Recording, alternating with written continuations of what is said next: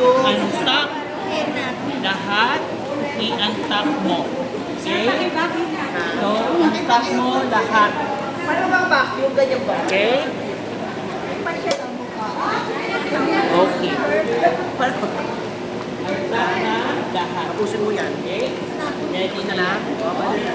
Bukas mo na. Antak mo lang. Antak everything. Okay? Tapos, anong gagawin? Ensure na Kalak ang yung kabilang side o yung side rail naka. Okay? Kasi mamaya patatagin. Anong gagawin mo? ayan. Hand wash. No?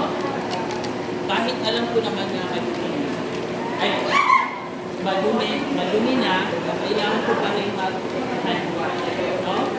Kasi maghuhugas ako ng kanyang tama.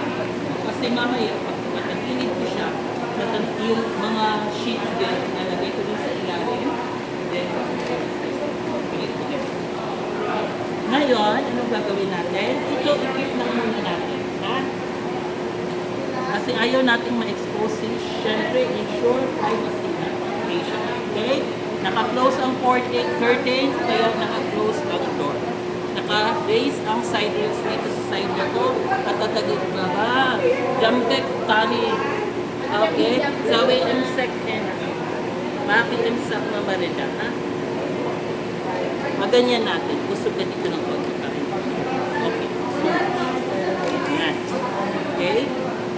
Keep ng privacy ng patient. Bupake ka na ganyan talaga.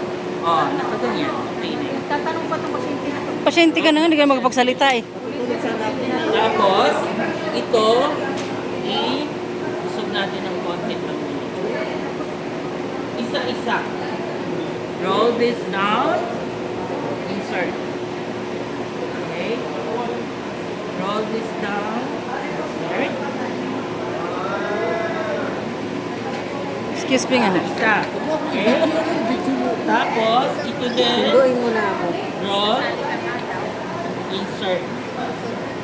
Okay? Ilagay sa ilalim. Okay.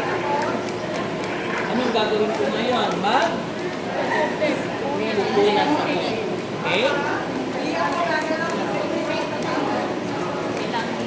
Madumi naman yung hinawakan ko pa, hindi pa malinis. So, naka-gloves pa din ako, hindi ako nagpalit, i-disinfect ko muna. Tapon. Infect, tapon, disinfect, tapon.